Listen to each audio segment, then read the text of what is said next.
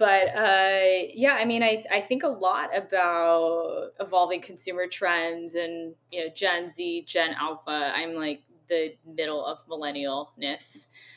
And we just have a lot more education about products and a whole flood of products constantly coming at us.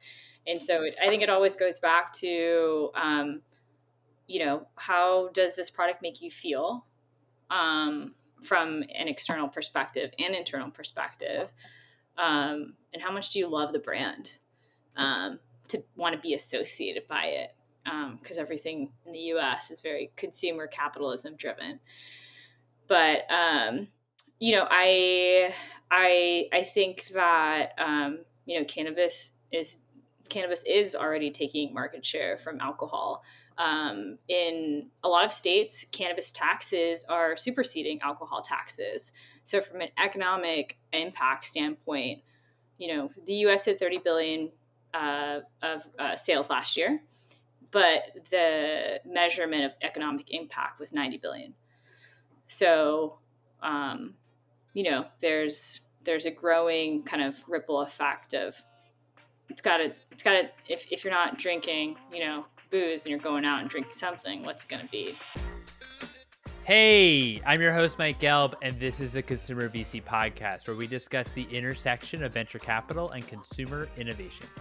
If you're enjoying the show, also subscribe to my newsletter at theconsumervc.com, where you'll receive new episodes straight to your inbox and a weekly recap of all the consumer deals that are happening. Please note that all content and episodes are for informational and entertainment purposes only and is not investment advice. This episode is brought to you by Vauban from Carta. Vauban from Carta is the easiest way to launch and run your venture investing. They offer SPVs and fund vehicles for GPs at all stages of the journey, from your first syndicate to operating a multi-million-dollar venture fund.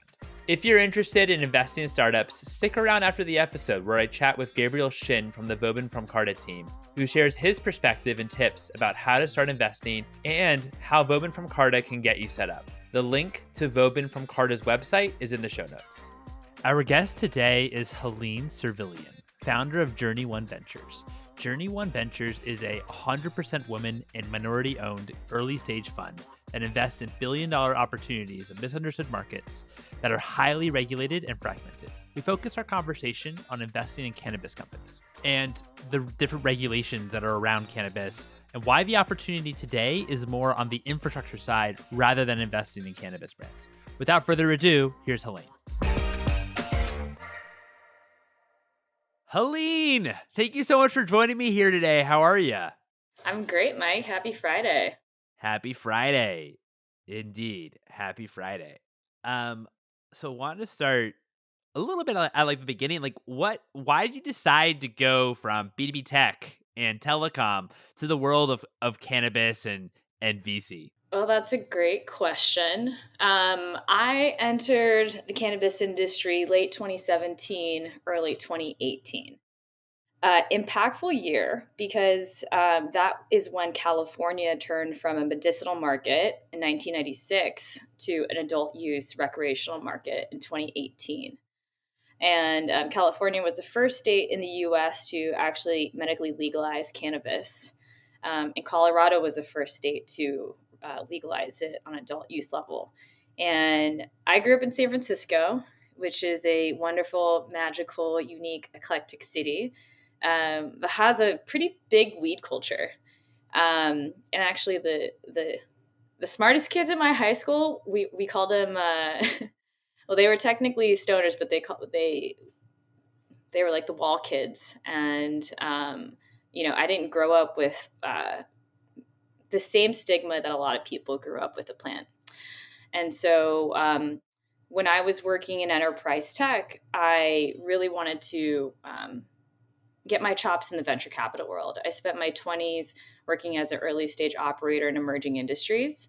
And, when you're in startup landia, you always understand that VCs play important power in your company, if you're raising capital, getting to that next level. So I really wanted to understand how the finance side of business worked. And as I was like trying to figure out, where would I specialize? How would I brand myself and kind of start my career adventure? The timing of cannabis was really the best intersection for me. So that is a quick high level view of where I started. But I would say that I specialize really in highly regulated and misunderstood markets in emerging industries. So even before I was in enterprise tech, I was in the light electric vehicle industry for 5 years before bike shares hit the ground in New York and San Francisco, and started to get really into how do you reframe the way that people think about products and services and kind of get them in the mainstream. So it's a little bit of a against the grain thinking. How did you think about, because I would say like some of these categories, they're quote unquote labeled like vice categories, right? That like a lot of kind of VCs don't invest in. Um, how did you think when you were raising Fund One for JourneyOne Ventures? How did you think about building your LP network? What did was there kind of a lot of like block just because due to like the categories that you were interested in investing in? Or what was that kinda like, just the whole fundraise? That's a great question. So technically speaking, a lot of institutional capital allocators like endowments, pension funds, anything that is like federal touching money, they just don't invest in cannabis because most LPAs, like limited partnership agreements, which is the agreements that investors sign to invest in venture funds, they have vice clauses, which is what cannabis sits under. But so most funds are actually backed by family offices and high net worth individuals. And in states where cannabis is legal, there are circumstances where institutional capital allocators invest in the industry. It's a big challenge, but it's also a massive opportunity, right? And so that's where I saw kind of a window to beat the traditional investors. Like I'm not competing against Andreessen Horowitz, Sequoia Capital, USV. They can't touch the industry right now. So it does create a big advantage for fund managers that are willing to take early risk in the sector. Yeah, no, that's fair, and I'd imagine then on, like, the, supply side of capital, there's then since there is, as you say, like, these vice clauses that exist with a lot of, I'd imagine, like, the majority of venture capital funds that, on the supply side, that, you're gonna have demand when it comes to cannabis companies that need that need money, but on the supply side of capital, it's not as much, it's not there, or it's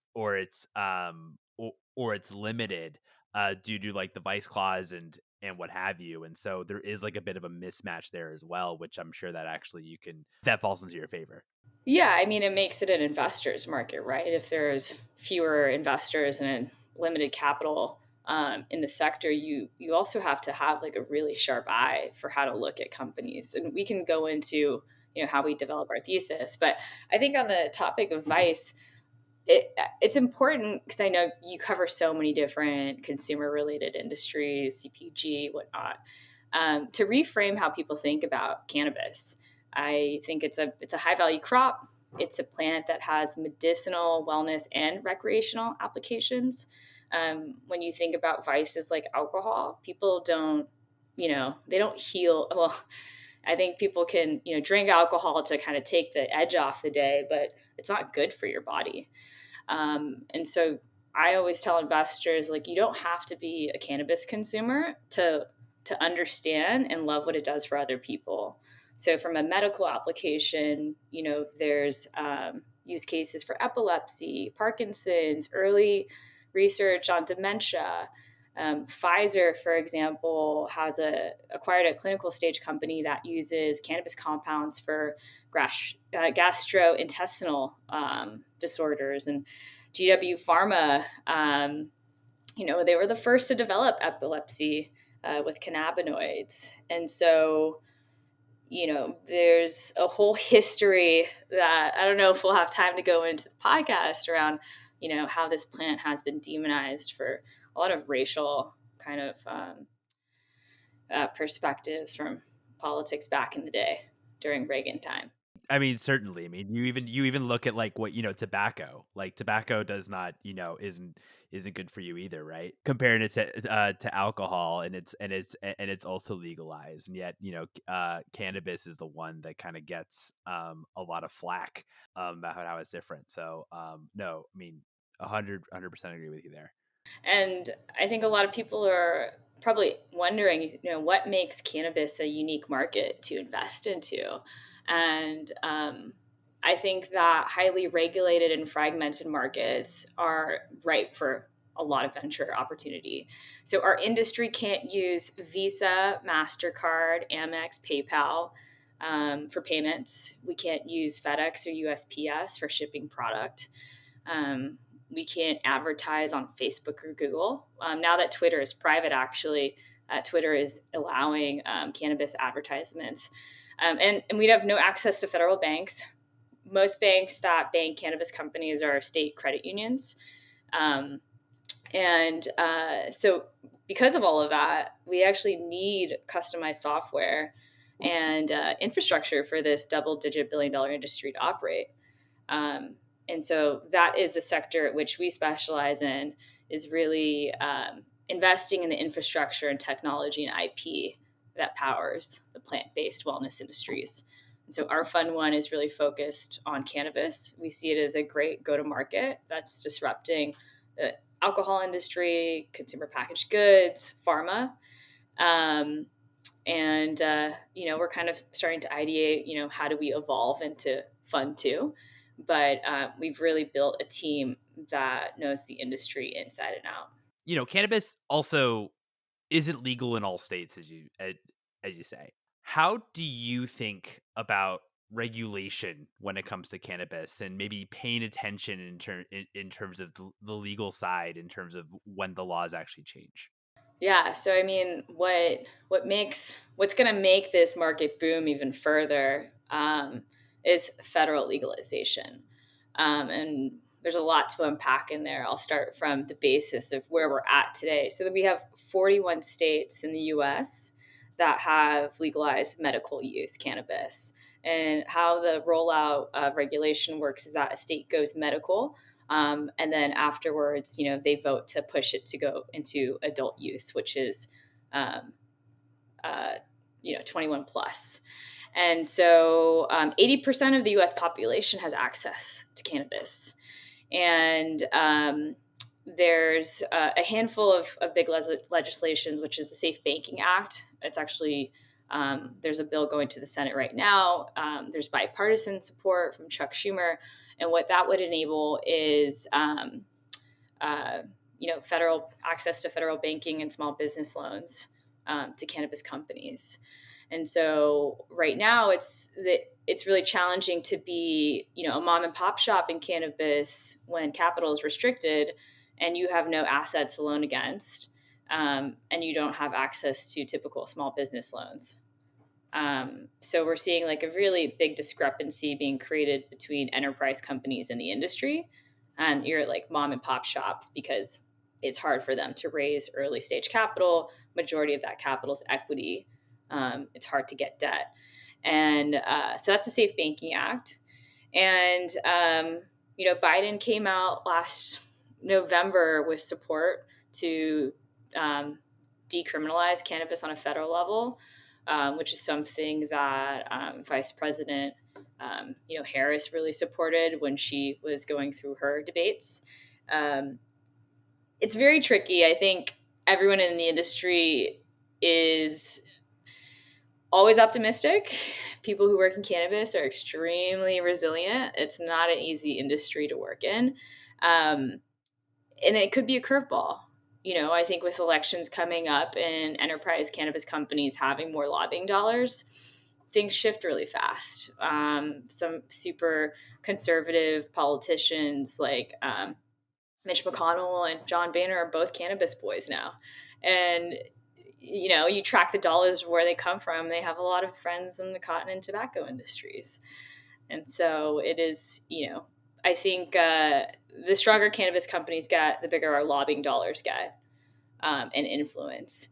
But to address when will federal legalization happen is a big question mark. I mean, earliest maybe 2 years, longest TBD. I think everyone's hoping for it, and that's what I'm playing for from a fund investment side, because I look at cannabis as an M&A market rather than an IPO market, and the intersection of that consolidation and those mergers are going to come from alcohol, tobacco, big pharma, Johnson and Johnson. Um, People talk about cannabis nowadays, and we'll get even nerdier and talk about cannabinoids, which is the future of what this plant can unlock from a product standpoint. No, that's really helpful from a timing perspective, and when you think about your thesis, because you said it could happen, federal legalization of cannabis in the next, let's say, 2 years, if we're thinking optimistically. But from a timing perspective, how does what's happening legislation wise, and not just the U.S., maybe on a global scale, how does that in different countries, as different countries are also legalizing cannabis, how does that impact where you should kind of spend your time and what you should spend your time on? Sure. So our fund is primarily focused on North America investments, so Canada and US. Um, Canada's market is smaller than California's market. We have the same population.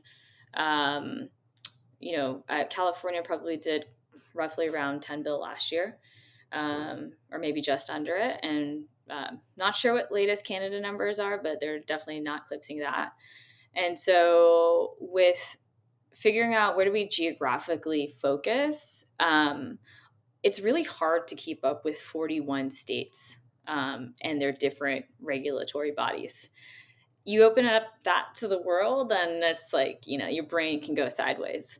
But I'm actually spending time in Europe this summer, specifically in Germany and Switzerland, because Germany is a medical country, and the way that they've rolled out cannabis is actually super interesting because it's very different than the United States. But they are, around the edge of legalizing cannabis recreationally. And I think that will influence what the US does. You know, People respect Germans in business. I used to work with a ton.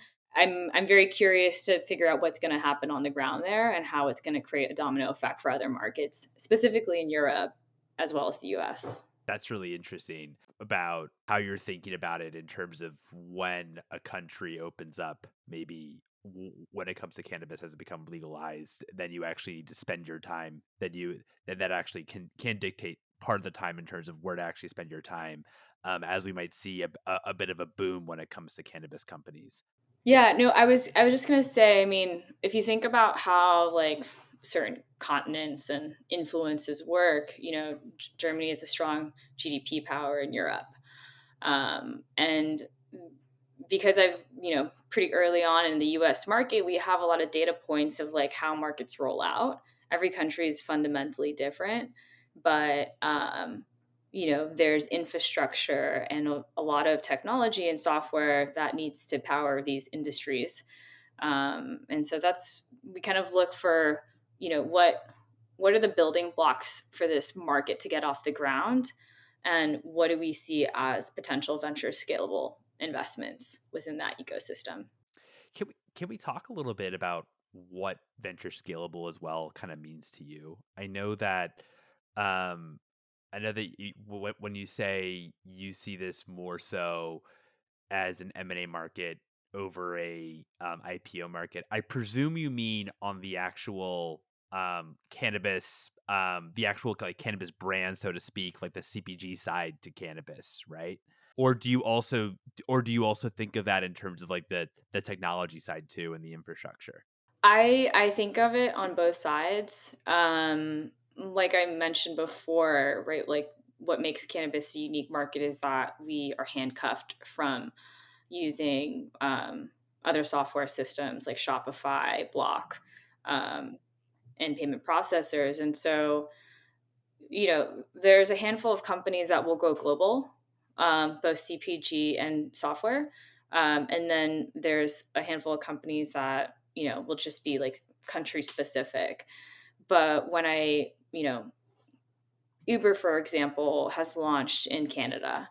Um, and they are absolutely looking for how do they play in the US market upon federal legalization. But they're not going to move until that happens.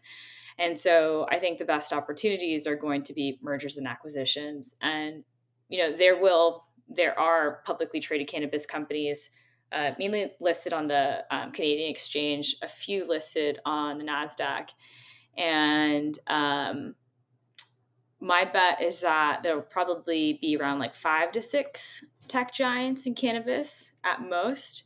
And then the rest will be consolidation. So if I start there, then if I say, I'm not really shooting for the potential $1 billion exits, that would be really nice. I think that's every fund manager's dream. I won't complain about a unicorn or a decacorn. But then that drives kind of where we start.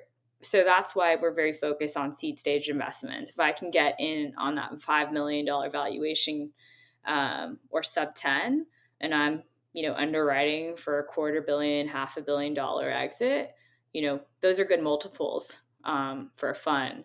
And so we do a handful of growth stage investments outside of the fund. But because I see the market being an M&A market, playing early is key. How then do you think about how a cannabis company or any one of your companies should be capitalized? Because, if you're going for $250 million, $500 million type outcome, then if you go on like the normal kind of venture wheel, you keep raising and raising and raising, then eventually like that actually probably like you're probably not going to get like generate like that great of a return because you're trying to market as a potential unicorn, as we say. So how do you think about like capitalization when you actually talk to founders? I think it depends on the business model. So to back it up even further, what kind of cannabis companies are out there, right? So we have brands, cultivation, licensed distributors who move product from cultivators to, manufacturers to then package product and then bring it to retailers. And then, there are brands that are vertically integrated, so they own their entire infrastructure and then have their brand, or they're just like asset light brands that just, in traditional CPG, they use a co-manufacturer and whatnot. So there's, real estate side of cannabis, and then we have software, which is the entire stack. So that we have seed to sale providers, we have B2B wholesale marketplaces, B2B to B2C marketplaces, similar to like Amazon and such.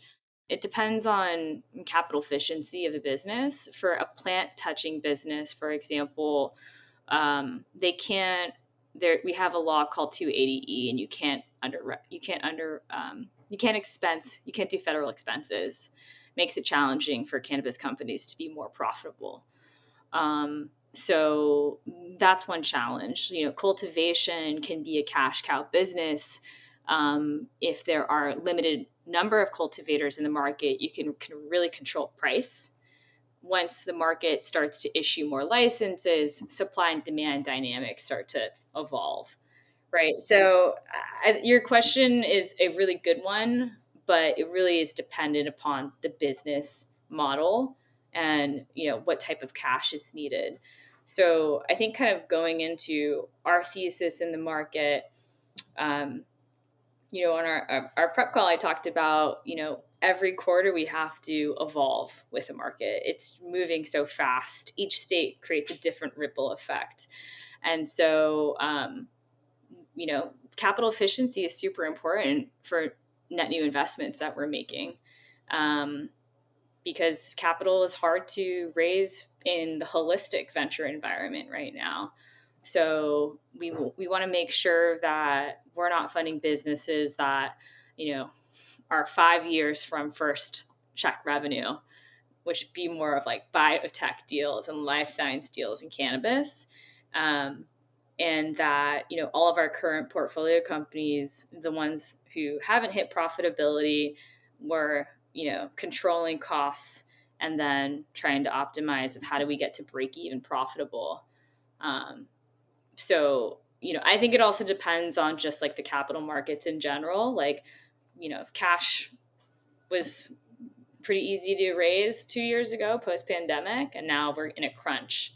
And so a lot of companies are going back to let's stay lean, low burn, and survive this dynamic because, a few years ago, everyone had this thesis of like, let's grow at all cost, but and let's grow at all costs in preparation for federal legalization.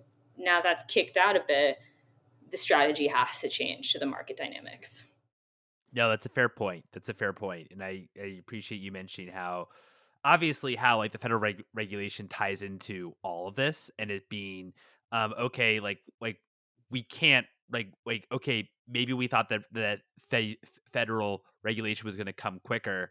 Let's try to rev up, and then and that maybe that wasn't the case. So then we have to actually kind of think about how do we think about profitability and not like a growth at all cost mentality. And of course, as you say, like we saw like a bit of a growth at all cost mentality over the past few years, and what seemed like every kind of venture backable or what presumed to be venture backable category. And so, of course, the market now has changed across that landscape as we've seen like a lot of companies um, having to deal with that and making a lot of tough decisions.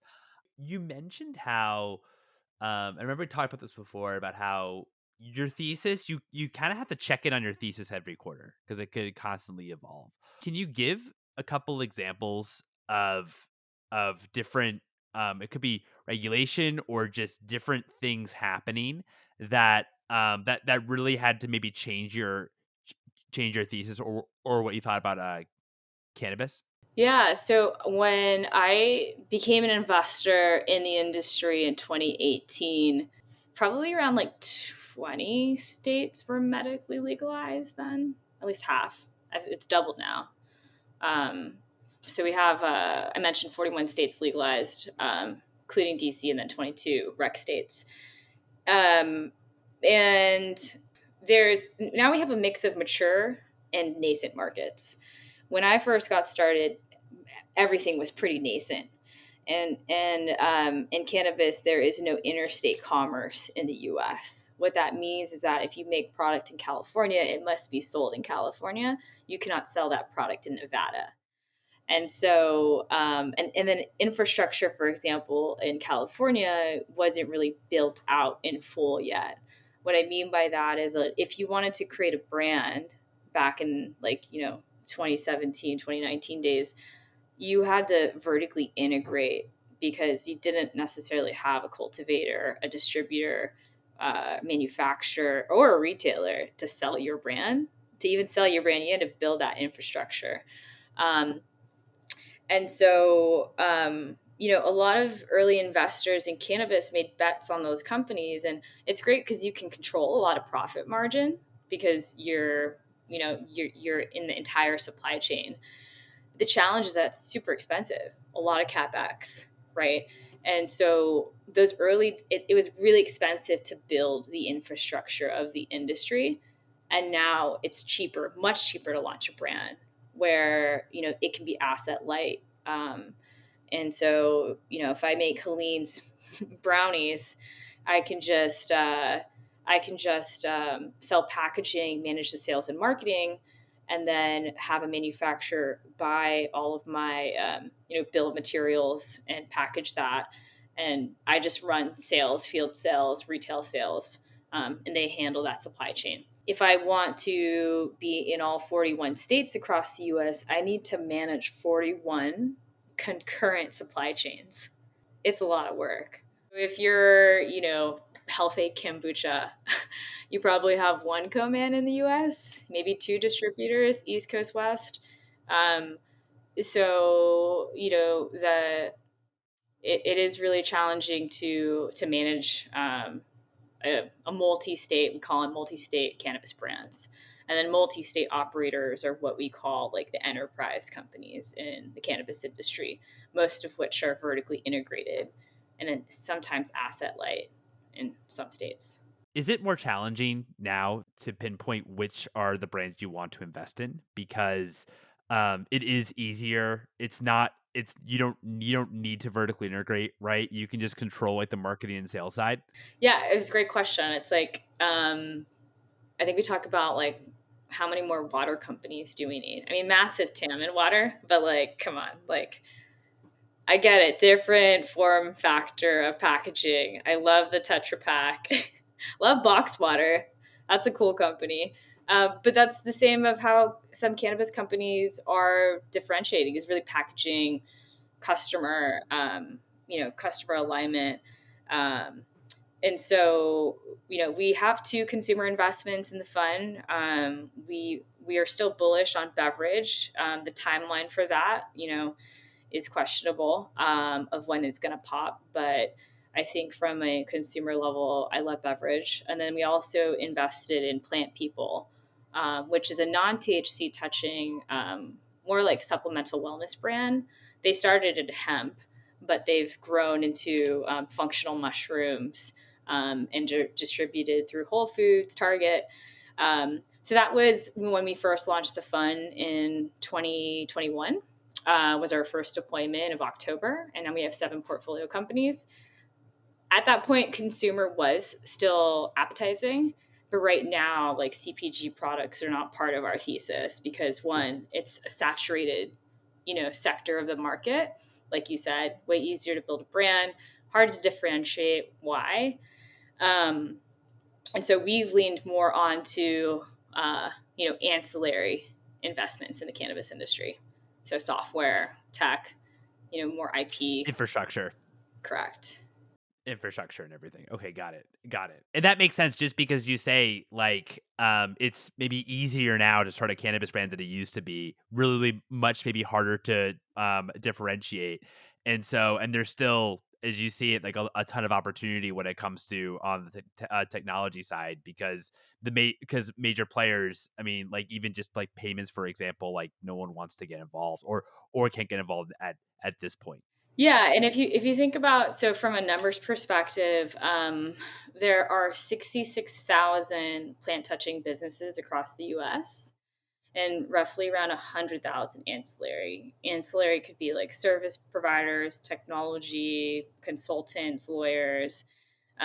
So as the number of like brands and companies go up, there's a growing TAM for ancillary, companies to service that growing TAM.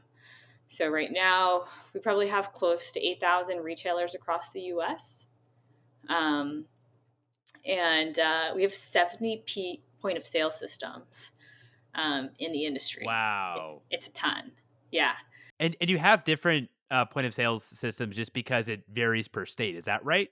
Some states will say, some of the bigger point of sale systems is Dutchy and Trees and Blaze. Like I think Pennsylvania voted to have like one point of sale system. And so they encourage people to, use that point of sale system. Um, but for example, when enterprise companies in the industry start to consolidate and, say they're in 20 states, they might be managing like 15 different point of sale systems, which is a lot of fragmented data and maybe like, 6 to 8 different accounting systems. And so as the industry evolves and mature, we try to track, okay, what friction is this creating like in its data? So there's a lot of data fragmentation. As tech investors, we like to make data-driven decisions and helping companies, utilize their data and figure out, what's our pricing strategy, what is our customer success and like loyalty strategy is super important. So as part of our growth within the market, we recently launched JCS, which is JourneyOne Consulting Services. Pretty cool name. And we're focused on building, developing and solving CRM and data problems and tech problems for cannabis enterprises because we see that need. And so by us doing, by us launching this consulting side of the business, we can then develop a stronger and deeper hypothesis of what's actually going on within like the biggest, companies in the industry. And hopefully we'll be able to sell our portfolio companies faster through those relationships, and also figure out what's missing. So when you have fragmented systems, you need middleware to connect those systems. And so that's, an area of the industry that we've been looking at, but also need to figure out, is there a big enough market for this software, or is it only like a small piece of the pie, even though it solves a critical industry problem? Yeah, no, that's really, really interesting. I mean, also, I'd imagine too that the majority of sales, right? Like, I think like 90% of sales actually happen in retail, right, and not online, because you can't really, you can't actually sell cannabis, or maybe you can in like some states, but Yes. So direct to consumer is not a thing in the industry yet, which I feel like traditional CPG people are like, what? What do you mean? I love e-commerce, love more margin. I do too. In California, we have a delivery company that has enabled direct to consumer for brands. So they'll basically be like a headless e-commerce for that brand. So, for example, so their name's Grassdoor. Kiva is a really big edibles brand in California. And if Kiva wants to sell direct, and I'm like, hey, Mike, let's buy some edibles, you go to kiva.com. Um, you can't, they can't have FedEx or USPS ship the product, right? So what Grassdoor does is they, are basically like their Shopify on top of their website. And then because they run delivery all across California, they have inventory within their delivery, and then they'll deliver for Kiva. okay. Um, Grassdoor is a licensed delivery operator. So you can't transport cannabis because you're technically touching the plant, unless you have a license. So you can't actually touch the plant unless you actually have a license to be able to touch it. Yeah. And, when you think about, where we're at in the industry, 90% of sales are gone through retail. So what that's created with cannabis companies is that there hasn't been a huge need to invest into digital marketing. And so when it comes to like email marketing, and really creating a strong relationship with your consumers, cannabis companies are kind of like living in like the early 2000s, within how they're operating, like within a dominant wholesale market versus digital. So we're starting to see this kind of like emergence of, all right, well, what is digital consumption of cannabis going to look like, and how is it going to look like? And where can we make bets in the sector? So we recently invested in a company called Amnesia. They are a content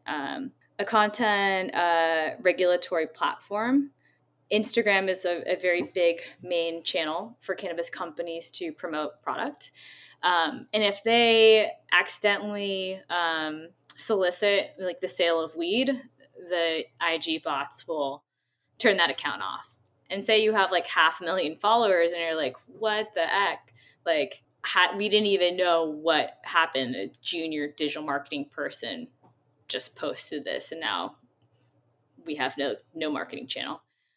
So Amnesia will scan the Instagram posts or content, and ingest the regulatory data from the social media platform with state by state data. Because different states, for example, Massachusetts, you can't use cartoons in packaging because it solicits the children. Oh, interesting. Yeah. So what we like Amnesia for is that it solves a massive need in the industry, because it can be any type of cannabis company, even like a law firm, consulting firm that has social media channels. But they can also service other highly regulated industries, such as the sexual wellness industry is not highly regulated, but some of the content within sexual wellness, information can be flagged as like adult entertainment type content. So I have some friends who are fund managers that are like, yeah, we invested in Dame. It's, a female like pleasure toy, and we've run into this challenge, and the alcohol industry has this challenge, psychedelics, gaming. So I look at, can this company have legs to service other highly regulated industries outside of cannabis? I'm curious because you see so many different trends. Have talked to some brilliant minds in the consumer VC sector.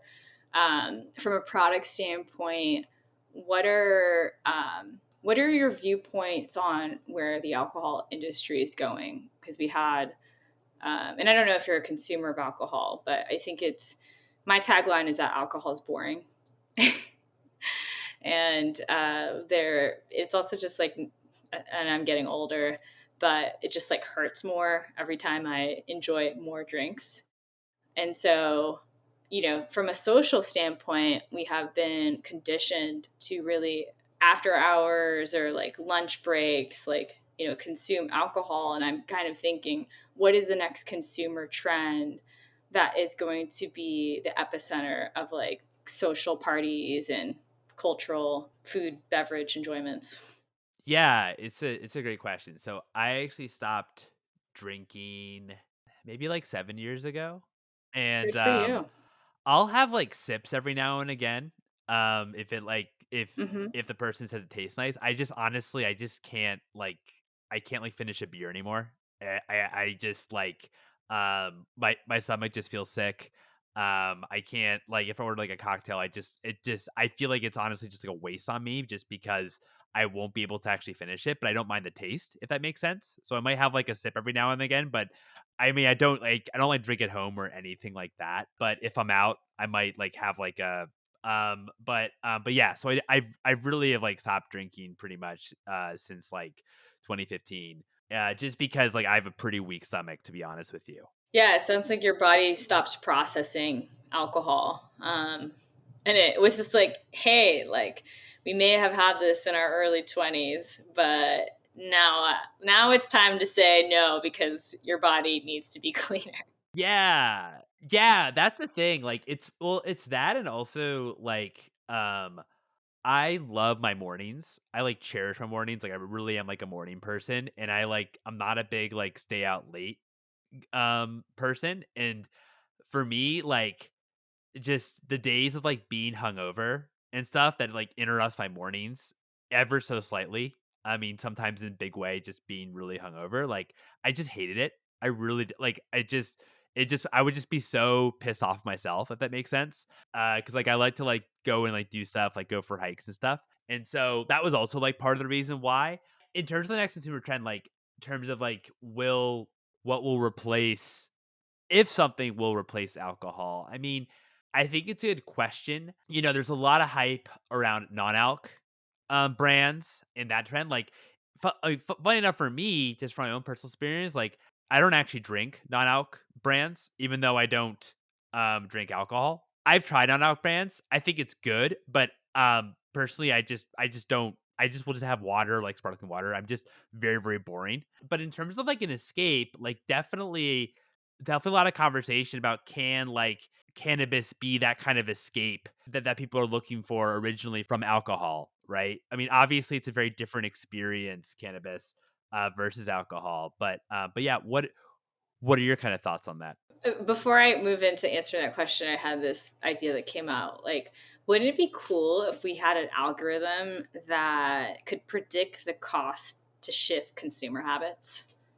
Like, if you think about like, how much money alcohol has spent in making it a cultural norm over the last like century and a half, like, and how much money, a new category is going to have to spend. Like, for example, when seltzers came off, right?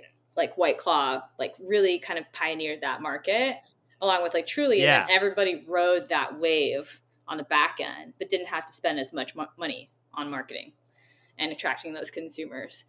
But that would be a really good investment to have a bot just tell me how much money is this going to take for me to create a category. But yeah, I mean, I think a lot about evolving consumer trends and, Gen Z, Gen Alpha. I'm like the middle of millennialness. And we just have a lot more education about products and a whole flood of products constantly coming at us. And so I think it always goes back to, how does this product make you feel? from an external perspective and internal perspective. And how much do you love the brand to want to be associated by it? Because everything in the U.S. is very consumer capitalism driven. But I think that cannabis is already taking market share from alcohol. In a lot of states, cannabis taxes are superseding alcohol taxes. So from an economic impact standpoint, the U.S. had 30 billion of sales last year, but the measurement of economic impact was 90 billion. So, there's a growing kind of ripple effect of it's got to if you're not drinking, booze and you're going out and drinking something, what's it going to be? Right. And you always, well, not always, but like, you still want that escape, right? Some type of escape. What's that going to be? Is it going to be, alcohol? Could it be another type of drug? What will that be? And so I do think that's like obviously, like, we're not the first to ask these questions, but like it's definitely like a very interesting question for sure. Yeah. And I think, we're starting to participate in the psychedelics sector, which is going to be a whole different ecosystem. And we can talk high level about differences between cannabis and psychedelics, because they are fundamentally different, especially from an investor's point of view. I think psychedelics is starting to bleed into urban culture. I'm seeing it in cities like LA, New York, SF. I'm not sure about the rest of the country, but that's also another contender. Yeah. How do you approach investing in psychedelics today? Yeah, so just like how we started in cannabis, you have to look at the evolution of a market once it becomes regulated, because it's been underground, for quite some time. Psychedelics is really taking a medical pathway to market. And so right now, a lot of it is drug development, kind of IP, and early stages of infrastructure within clinics, is what they call them. So there are roughly around 500 ketamine clinics in the US. And ketamine is a compound, a psychedelic compound that you can get prescribed by a doctor. You can do it digitally, you can do it in person. And we recently invested, not through the fund, but through a side vehicle, into MAPS, which is the Multiple Disciplinary Association of Psychedelic Studies. And they are kind of in phase 3 clinicals of MDMA AT, which stands for assisted therapy, for the use case of PTSD.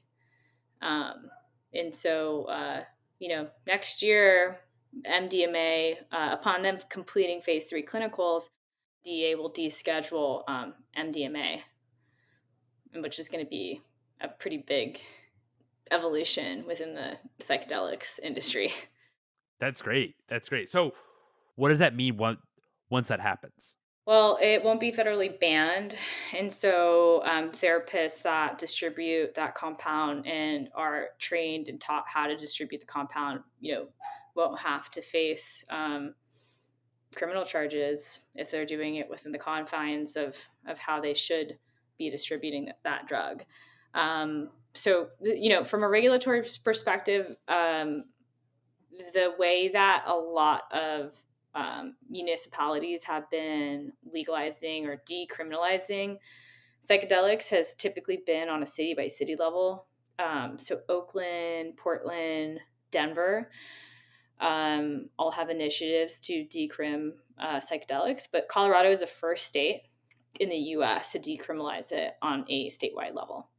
And the heritage of cannabis is kind of set that base layer of advocacy groups and support systems that are also, involved in the psychedelics industry. So a lot of my friends, they run a law firm. They worked on a lot of the pro bono work, but they're all cannabis industry people.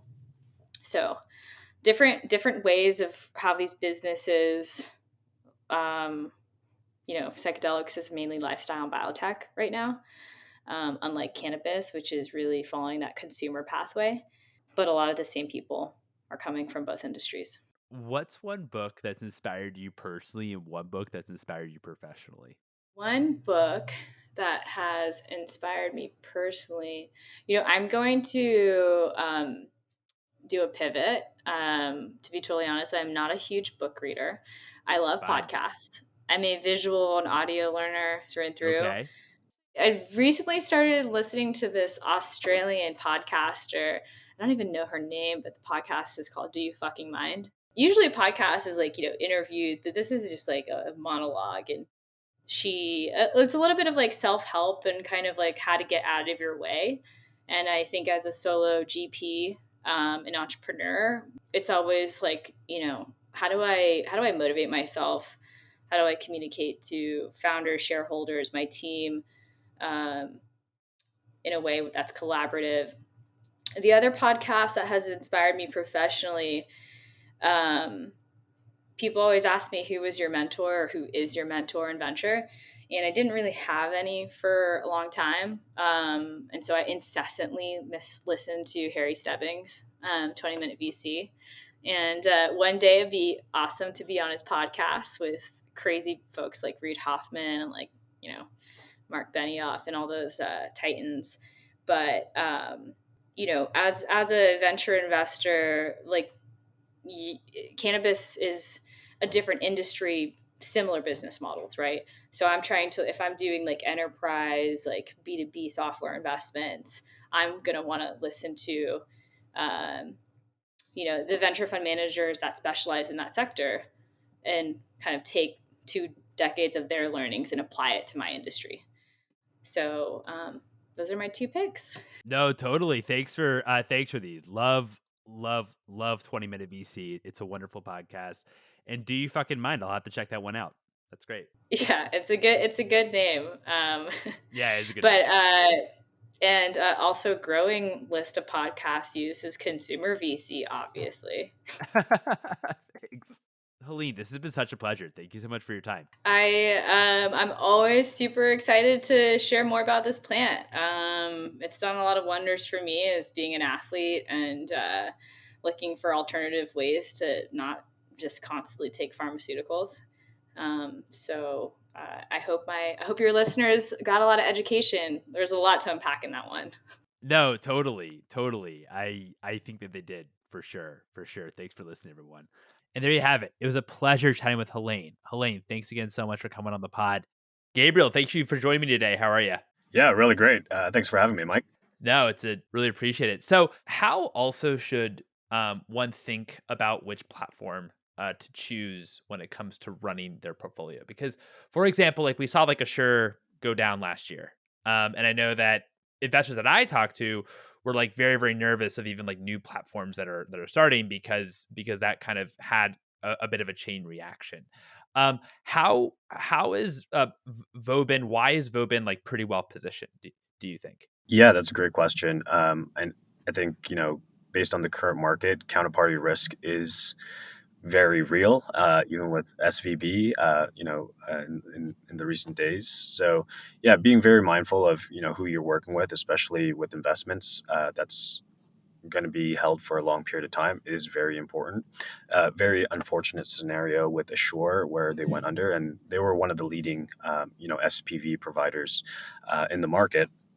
I would say, how we differentiate ourselves and, how we provide comfort is, we're a Carta company, and Carta has multiple different revenue streams from equity management, venture capital, total compensation, as well as Carta liquidity. So it's not purely, the SPV and VC fund model that they're relying on. It's a holistic packages of products that they have. They're extremely well capitalized from that side as well. And so, yeah, with the backing of Carta, we do have, resources from a large organization who's been around for 10 plus years to provide additional comfort to, the long-term investments that we structure through our product. That's awesome. That's great. And how can you sign up to Vauban if this is something that you're that you might be interested in doing or even getting started? If this is like your first time experiencing any of this and just interested in investing? Yeah, definitely. You can definitely check us out on our website, www.vauban.io. Alternatively, feel free to reach out to me. My name's gabriel.chin@vauban.io. And, happy to kind of walk you through the platform. It's great.